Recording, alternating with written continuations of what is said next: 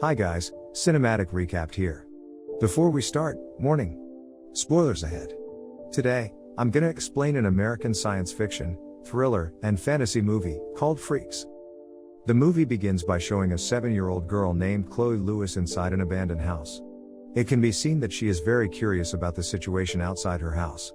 She is not allowed by her father, Henry, to go out of the house since she was born, even the whole house is closed as tightly as possible. All this time, Henry can only ask Chloe to play inside the house. When they are playing together, Henry's right eye suddenly bleeds, but Chloe does not show a surprised expression. This means that the incident happens quite often. At night, she unexpectedly asks her father to climb the mountain. Henry is surprised how her daughter finds out about mountains, moreover she has never left the house.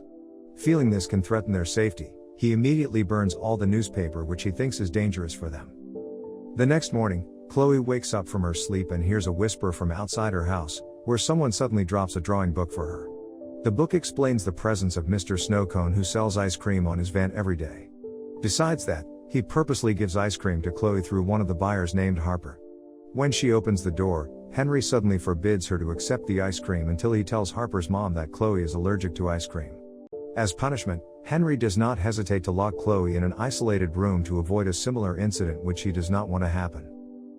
As the time goes by, Henry frees his daughter and wants to give her a bucket of ice cream, as long as she promises not to leave the house next time. Unfortunately, Henry comes home not with the ice cream but with an injured body. It shows that the condition outside is very dangerous. Using the opportunity, Chloe quietly opens Henry's cabinet to take a gun and some money. After that, she recklessly leaves the house for the first time. Surely, she only intends to buy a cup of ice cream at Mr. Snowcone. When she gets there, Mr. Snowcone says that Chloe can taste any ice cream she wants without paying anything, but on the condition that she has to go with him without asking too much, which later she agrees.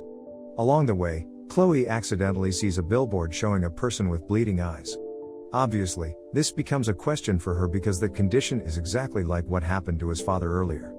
On the other hand, Mr. Snowcone says that it's just a trick of the advertisers.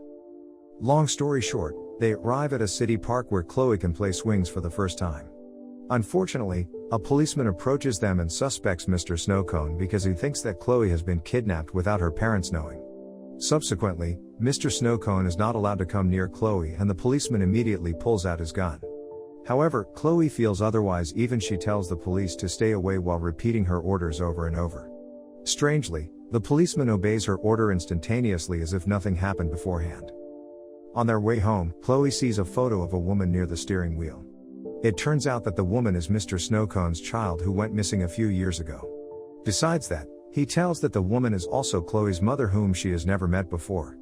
In other words, Mr. Snowcone acknowledges that Chloe is his granddaughter. Arriving at home, Mr. Snowcone somehow tells Chloe to put poison powder in her father's drink, which is a bad sign for Henry, especially now that Chloe dares to argue with her father, who always forbids her to leave the house. After a while, Chloe feels guilty for what she said to his father earlier. However, she overhears the interview on TV which her father is listening to. In more detail, the interview discusses about abnormal humans called freaks.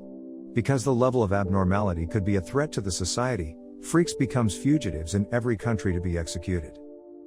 The next day, Chloe keeps trying to leave the house, but Henry still does not let her go unnoticed.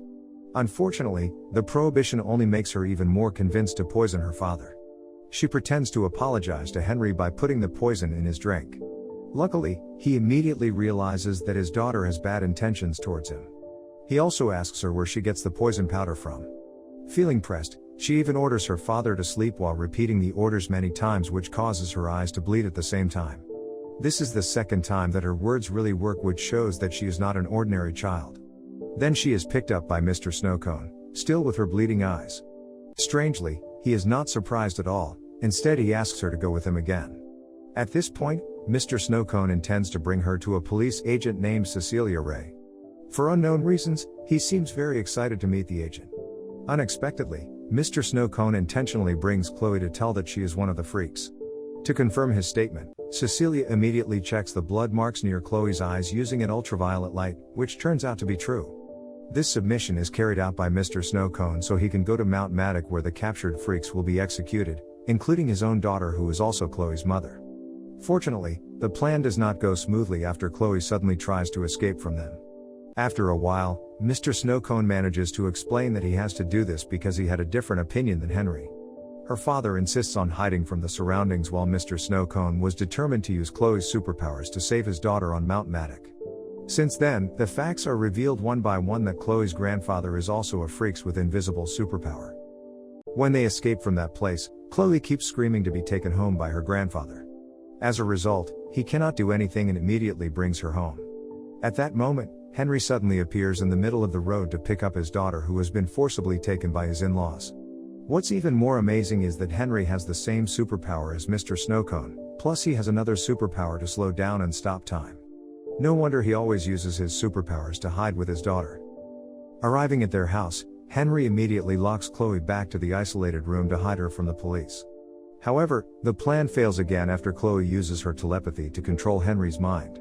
Because of that, he blames his in-laws for everything that has happened. It is also revealed that Mr. Snowcone's real name is Alan. He says that Alan has broken their promise to pretend to create conditions befitting a normal person's life, where Alan pretends to be an ice cream seller and Henry pretends to be a scavenger. All this time, it was done to avoid the suspicion of the police who think the freaks were fugitive. In the middle of their conversation, Chloe realizes that there is a conversation between Harper's mom and a policeman. With her telepathic ability, she immediately projects the conversation in front of her father and grandfather. Knowing that Harper's mom is reporting Chloe's whereabouts, she uses her power to control the policeman's mind to stab Harper's mom in the eye using a pencil. Even the policeman almost kills himself. Meanwhile, the other policemen have arrived in front of their house. This sense of urgency actually makes Chloe to project the whereabouts of her mother who is still not executed by the police at Mount Madoc. Her extraordinary superpower allows her to interact with her mother remotely, which leads to saving her mother from that place. Unluckily, the process is hindered by the arrival of the police including Cecilia at their house. Therefore, Henry is forced to stop the time and they begin to develop a strategy to deal with Cecilia. Henry is told to pretend to be a normal human. Alan also gives him hydrogen peroxide to cover the blood marks near his eyes. Later, Cecilia checks their house and she finally finds out the truth about him and his daughter after she says that using hydrogen peroxide is an old way that other freaks often use to cover the blood marks. With this condition, Alan is forced to help him right away, even though Henry loses the momentum to hold the bullet that is fired at him. On the other side, Chloe, who becomes the next target, can still be saved after Alan is willing to sacrifice himself to protect her. Because of it, an angry Chloe makes Cecilia to kill herself instantly. In the meantime, Henry uses his superpower to delay the police, while Chloe is ensuring her mother's escape by controlling the mind of the guards. Eventually, Chloe's mother uses her flight abilities to fly from that place like a rocket. On the other hand, the police have aimed a missile at their house which is used to kill the freaks. With his last remaining strength, Henry slows down time for the last time and carries his daughter out of the house as it is destroyed by the missile. He deliberately does this to save his daughter who he loves very much. After Henry succumbs to his injuries, Chloe's mother suddenly arrives and kills the remaining police. She then introduces herself that her name is Mary. She also promises to keep Chloe hidden at a new location, but Chloe refuses to continue hiding because she believes that no one can stop them from living wherever they want.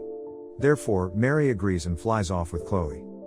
Subscribe to watch more videos like this, turn on notifications, and leave a like to help the channel out. Thank you for watching.